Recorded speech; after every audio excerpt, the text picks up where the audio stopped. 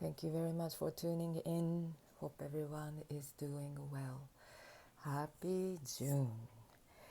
Um, June's energy, you know, we are carrying the energy of the Gemini season into in June. We're going to have a solstice point and we are shifting into Cancer. June is always a very important pivotal turning point because of the solstice, but also this June is this Gemini season is important one because Jupiter is in Gemini this year, right? And I've been talking a lot about this vibration theme. I think I've said that in a recording too, but I definitely talk about that in my yoga classes a lot. How the sound that we are most familiar with is the sound of the noise of the mind, noise of the thoughts, and how important it is to consciously tune our inner frequency with the frequency of God, of higher self, of the universe, of that divinity that we are, with this deep sense of reverence and respect and care that we hold for ourselves this month is very important, that I think. And speaking of that, I wanted to share that, the information that we bring into our awareness through what we see and through what we hear is so important. And I don't usually watch TV or Netflix series or anything. I barely watch anything these days, even movies, unless if it's a good one. I'm usually listening to some listening and studying about astrology or this conscious awareness, spiritual stuff that I'm always constantly listening to. But last month, when Pluto got kind of activated last month, and some kind of activation of my own natal Pluto was happening then, and I started to see the meme of Cillian Murphy, right, the actor. Cillian, I think I posted that too. But something about his energy field was so angelic, and I started to get into, or I just, there was some kind of an information that came in to my field about Peaky Blinders. If you are familiar with that young kind of a story of a Netflix series, I think it ran a while back, but I started to watch it and I started to get sucked into it. I think I did that kind of a life in my past life sometime in the past, because something about, you know, that spirits of a gang and such masculine energies of like killing and like fucking shits and all that, you know. It's like bloody sex, attachments and craziness. Not only that, but that power, right? That power, that I don't know, that archetype of that series, or Thomas Shelby, if you are familiar with, that's what Killian is playing, the main character. I definitely think he has, I don't know his birthday, but that's like Jupiter Pluto archetype of um, the power and the charisma and magnetism, and it can be, there is nothing that can stop him, right? That's kind of the thing about him. That's the energy that and then what I was wanting to say was, when I started to get hooked into that TV series, I started to witness how it affected my energy field to, I had to take a pause from that, or just like shift my awareness off of that, because that is also quite dark, heavy energy, right? So I talk about that quite often, of how we should discern and discriminate what information to take in, what information to stay away from. Of course, there's a lot going on in the world, right? There is a lot of information that can come in through the channels that you tune yourself into, right? Whether it is a news, or whether it is this kind of a movie, or whether it is the information that is nourishing you, or that can kind of distract you.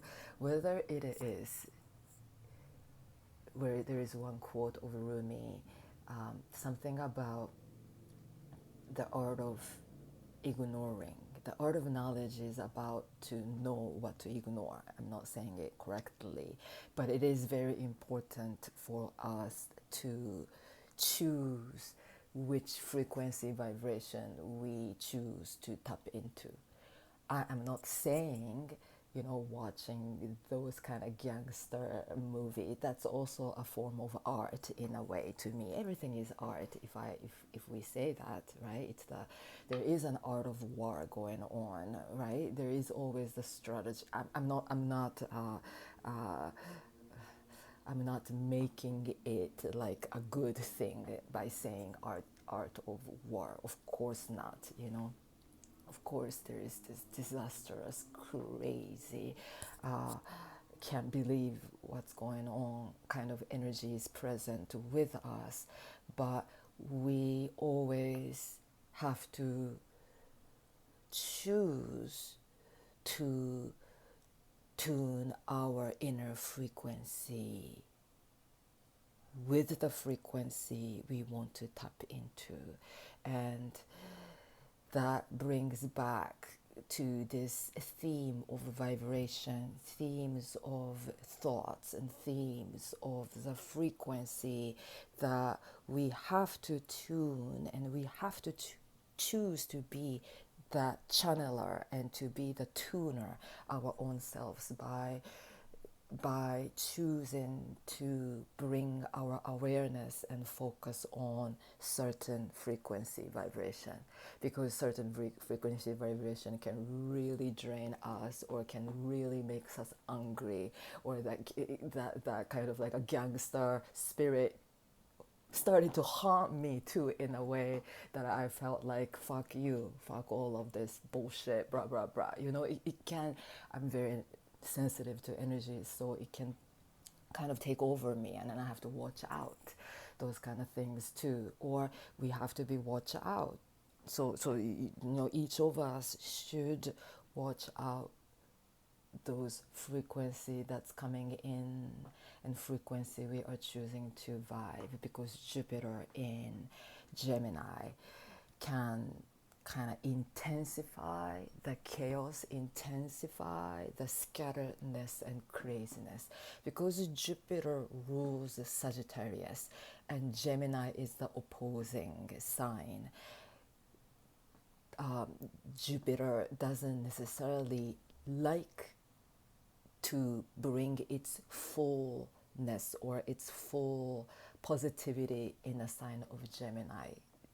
It's said, right? Jupiter is in detriment in Gemini.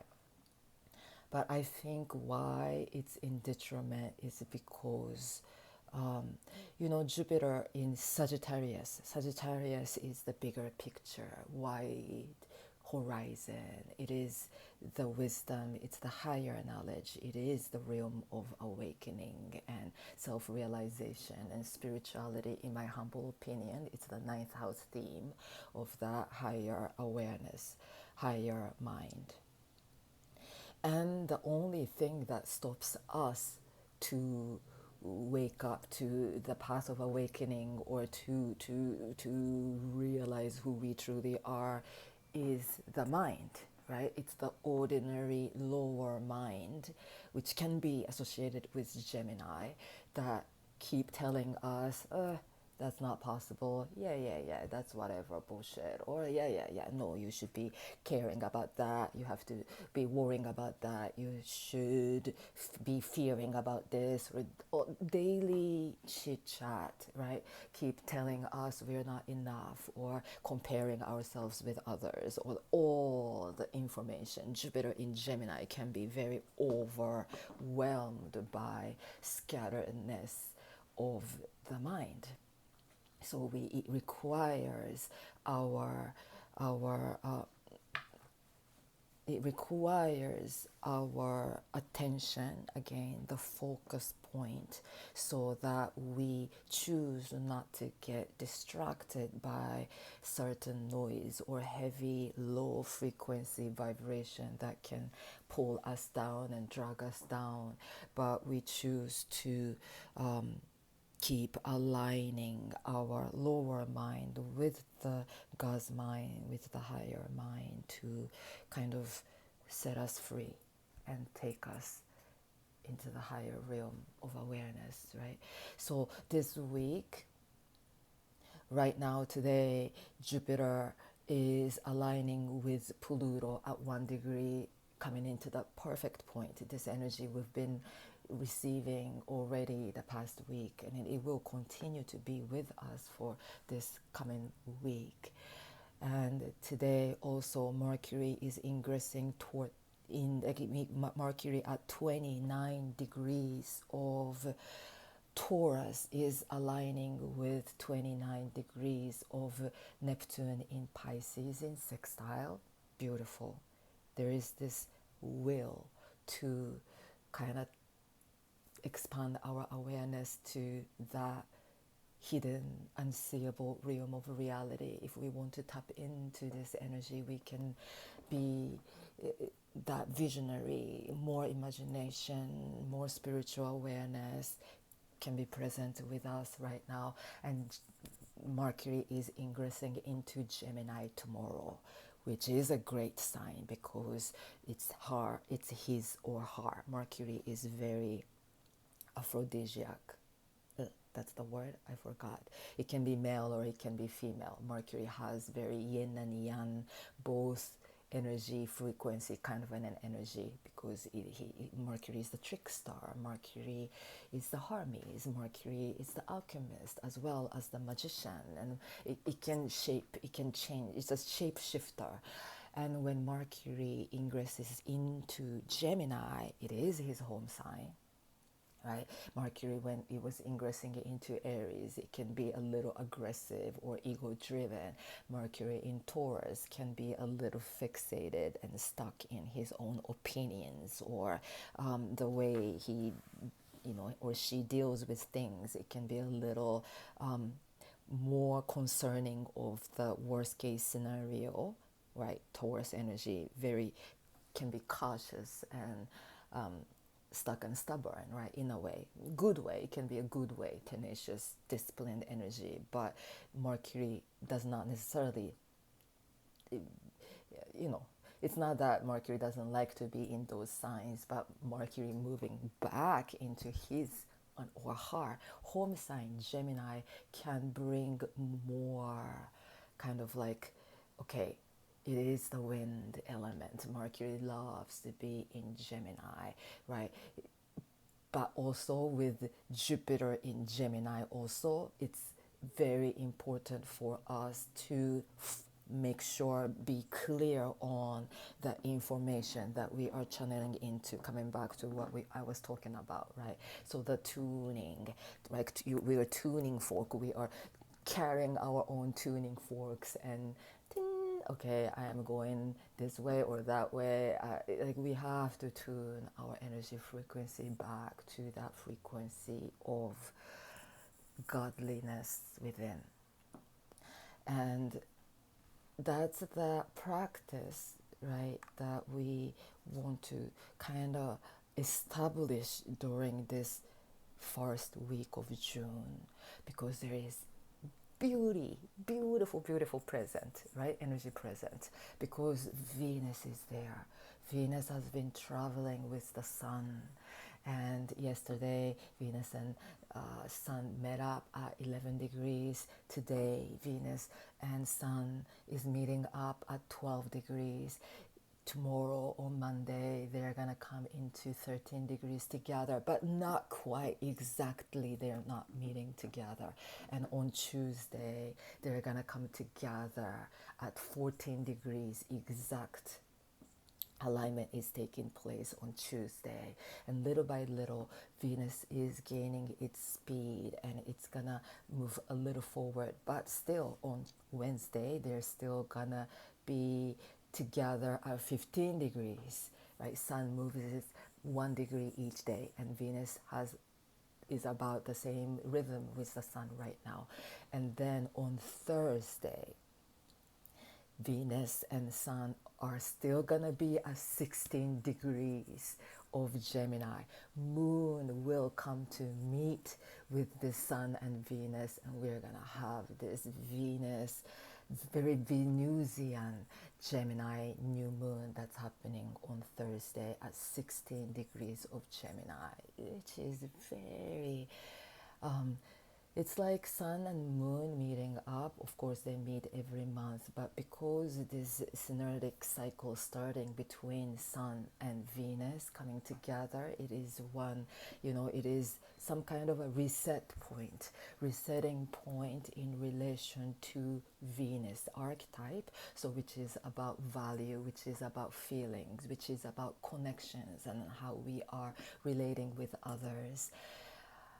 That in a sign of Gemini too, so there is some kind of a value system or opinions or ideas that we've held for so long, certain ideas we had about our own selves. Some kind of a cosmos is inviting us to do that big reset. Certain ideas that we've held for so long that was kind of putting ourselves down.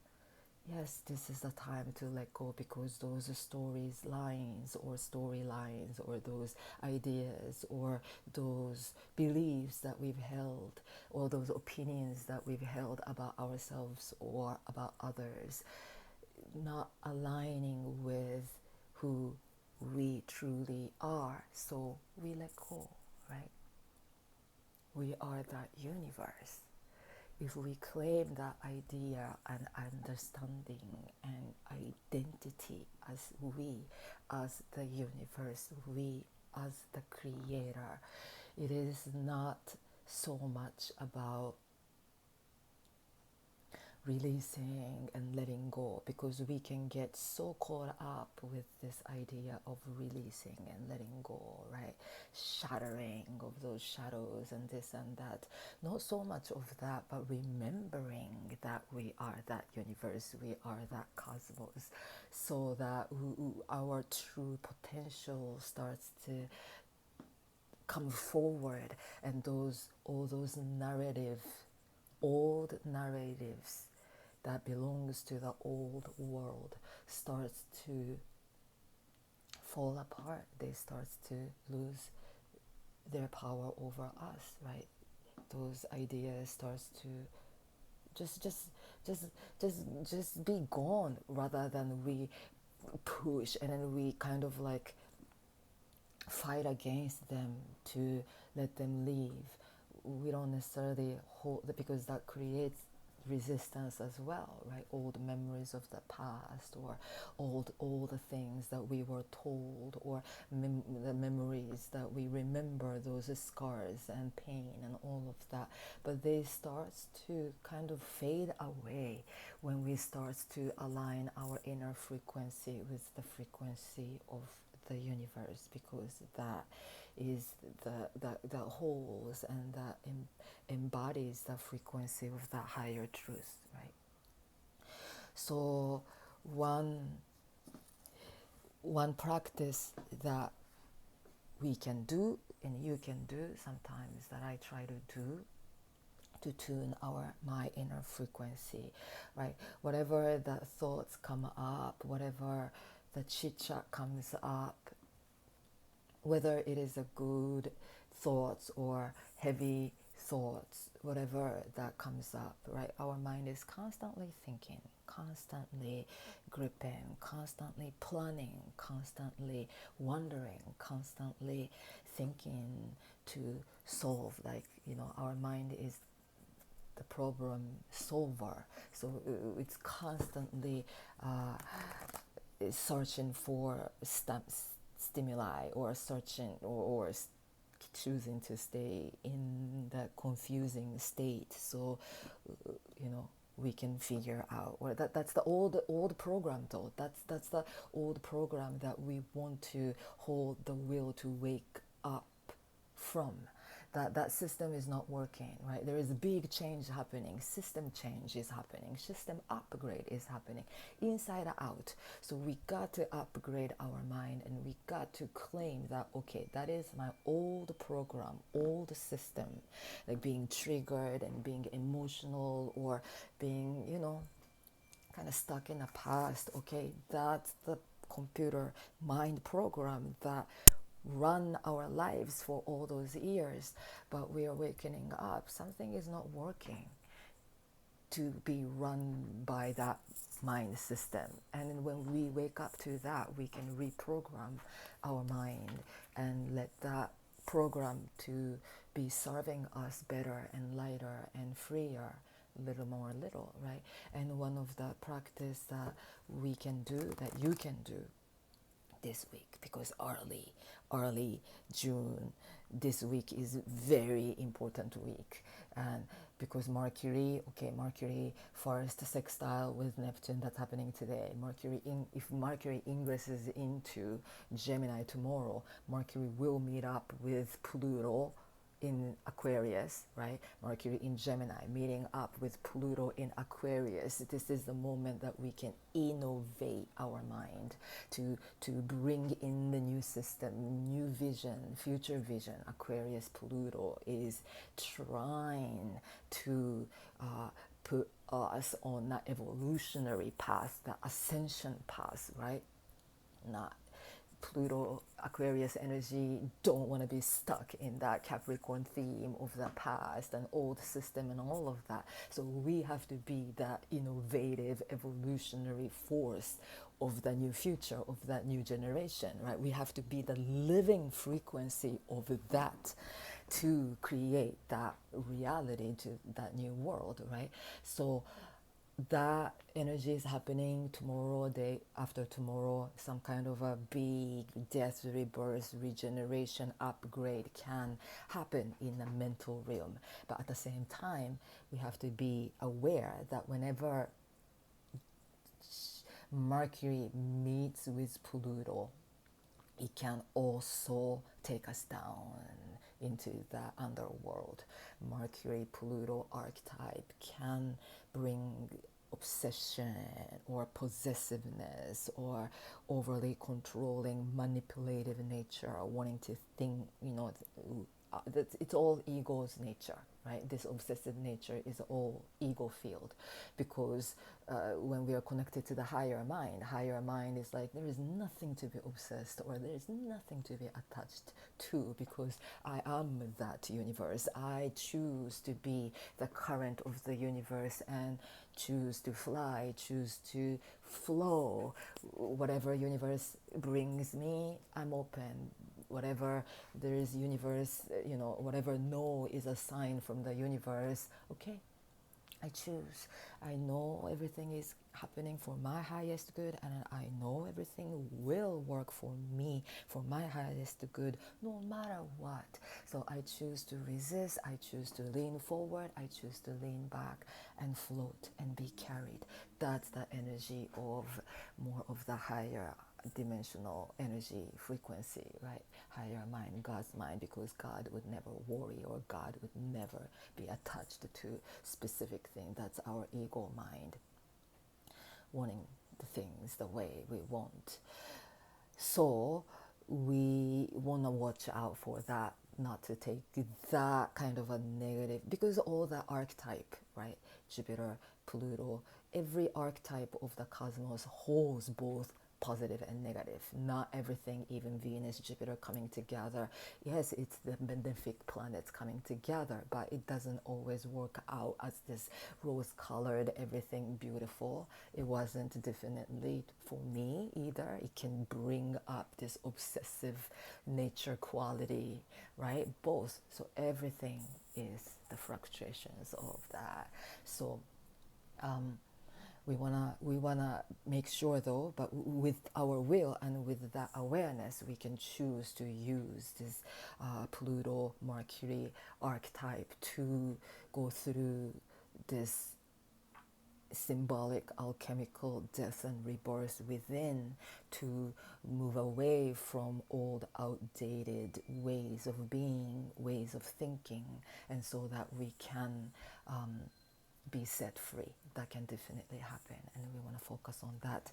And then Mercury will be in conjunction with Neptune, the Jupiter. That's another beautiful synodic new cycle starting point of the new moon point between the Mercury and Jupiter, and that's another beautiful energy in a sign of Gemini, where Mercury is strong with that Jupiter. Again, as long as we are setting our intention to the highest point possible, like moksha, I am here to be set free. To be set free from my own mind, from my own ego. I want to feel this sense of union, right? With one, with the wholeness. Yoga is, right, huge. It's the union, it's the oneness, it's the wholeness. One with the higher truth, one with the God and the whole entire universe. Can I really get to find this sense of wholeness and union? And that's my priority over anything else, over, or that kind of energy that we want to choose to find clarity on where you want to head to. And discern, is my will more aligned with, is it more driven by my own ego, or is it driven by my higher self, right? Am I aligning with my will, with the will of God, and to be the force that is beneficial to the collective, to the whole entire universe, the cosmos? Or my intention is solely my ego's wants and needs and desire oriented. So we want to be very clear of that, and I think finding that clarity is very important, because with that energy, this new moon, new intention, beautiful energy, right? And the high priestess, yes, this is the energy that we want to tap into this week so much. High priestess is the inner guardian goddess, the goddess deep within. She sits in our own inner depth, and she sits between the two pillars of darkness and light. And within our own pillar, High Priestess energy is the energy. She is beyond the duality of right and wrong. She sits by to me, I have this vision of, she sits right in front of the door of the magic that lies within our heart.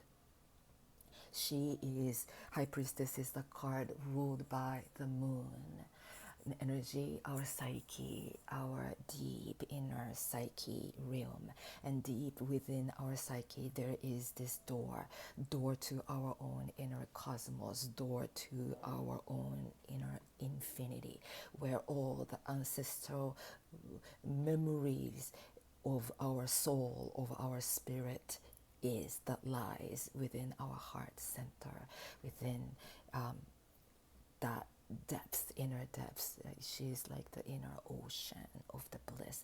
Anyway, she represents that water element too. But she sits right in front of that door, and she is kind of like a guardian goddess of that inner door. And this is the moment that we want to tap into that door to our own inner magic. Only when we still our mind, and only when we choose to go deeper in, we can find her. As long as we are trapped in our mind and trying to find solutions and trying to find clarity and trying to find something in relation to the outer world, and we're not going to be able to find her. We got to still our mind. We gotta explore our inner stillness, inner quiet.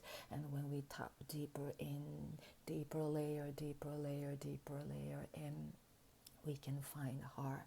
And she sits right in front of that door to our cosmos. And if we choose to tap in, we can open up that door and we can tap into all the inner knowledge and wisdom that we carry from the dawn of our time is there. And that's where we can find this sense of union with the God, with the universe within.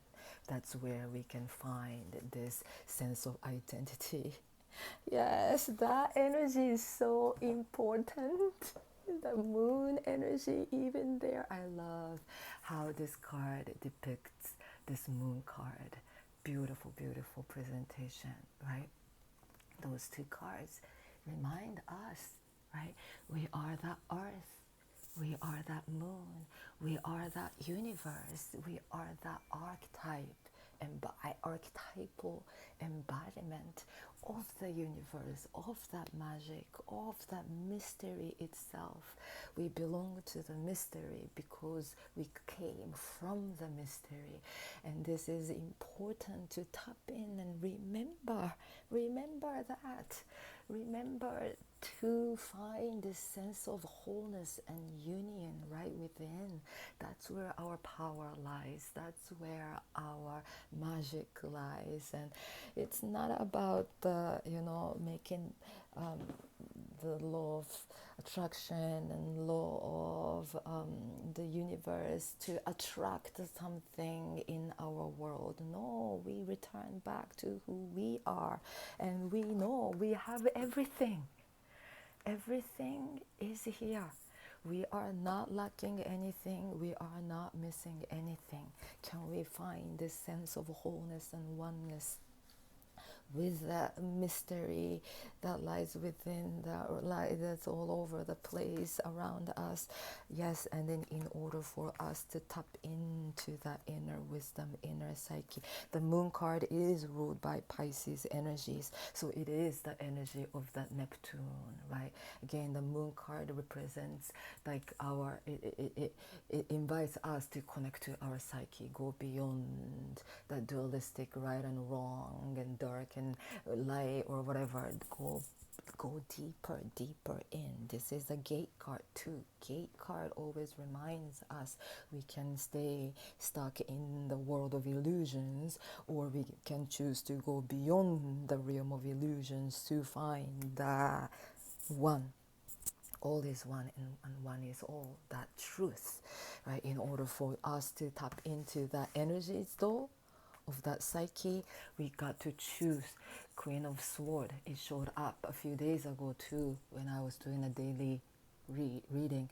This is the Queen of Sword. She is the one who holds on to that sword of higher truth, and she chooses to cut everything that she attached to in Rider's deck. She has like a mala kind of thing around one wrist, and she holds another sword of higher truth, and that can be the symbolic representation of she chooses to cut whatever that whatever that binds her, whatever which is the material things or mental things or all the attachment which is illusionary. She chooses to cut those bondages and cut those attachments, and then her head is above all the clouds, and above her head there is a bird flying high. When we choose to cut ourselves away from all the illusionary attachment. We come back to that higher truth that we are unboundable, right? Unattachable, spark of light, which is the essence of that spirit. So again and again, whenever those thoughts come up, as we go through day and night, right? Things come up, whether you are in meditation too. This practice you can do through meditation too. But whatever that comes up, choose to like bring your awareness to those thoughts, and then with using your magic or using your mind, because your mind, our mind holds so much magic, right? God-given imagination. It's the gift. So you can turn each thought into like a spark of light. You can visualize thoughts forming into light, and then light returning back to the cosmos, cosmic realm, the source of light where we all came from. Like you can visualize that, okay? Just a random thing even. Oh, I have to do this, I have to do that, right? Random thoughts come up. And then like taking it as a practice. Oh, I'm noticing those thoughts and I'm choosing to turn them into a spark of light, and I am returning them back to the universe. Every time that you do that, that's like a cleansing. That's like saging, we sage. I use sage a lot, and I sage my space daily, day and night, all the time. But you can use Palo Santo, or I use copal or any scent to cleanse the space. Just like that, we can find that kind of turning thoughts into light as a form of ritual of cleansing that we can do using our visions and imagination. And the more and more making that as a practice, then here I'm starting to get heavy. I have to practice this ritual of cleansing my inner field, and then I choose to visualize those thoughts returning, like changing into light and dissolving back to the universe. And sometimes that image that we hold in our mind, right, it becomes lighter. Our energy becomes lighter. And sometimes, or I when I go heavy, I'm not saying heavy state is a bad state. It comes, It's not like you become enlightened and then you become heaviness free. No, as long as we live on this earthly realm, there is always waves of ups and downs. But the quick shifting back to the center point becomes easier, I think, through practice. And if you're feeling this 9 of Wands energy coming in, a lot of this heavy energy of that energy can come. 9 of Wands is the card of the Lord of Strength, but you feel like you feel being injured and feel wounded because so much going on in the world or in our lives. Heavy thoughts can come up and heavy energies can drain us down. But rest when those moments come. I sometimes just lay down with my favorite crystal in my heart, in my chest, or I bring crystals around my head or over that third eye, and I take a nap. I just lay down and sleep. I just lay down and visualize this kind of visualization. I try to turn my thoughts and heavy energy into that energy of light again and again and again and again. And when my energy is drained, I just fall asleep. But when I wake up, I feel clear, much clearer and lighter. That kind of energy shift can happen quite often with this kind of practice. So I would love, maybe if that resonates with you, maybe you can take that as an experiment and see if you can witness that kind of energy shift by visualizing your thoughts turning into light and returning back to that cosmic realm, so that we shift our energy back to our own cosmic energy vibration too, right? That's, yes, maybe we can try to do that this week. This is beautiful week that we can tune into our psyche, because after the new moon, Venus and Sun will start to shift into the mid degrees of Gemini, and then Saturn will start to square. Saturn in Pisces will start to square that Gemini mid degree points, and it can bring up this energy of density. So use this first week of June to set a tone of, wind and change, and we want to kind of get into the groove of change, so this kind of practice can be beneficial, I believe. And yes, may we always remember that we are that magic, we are that cosmos, we are that the sun, the moon, and all the planets, and we are the total embodiment of all of that.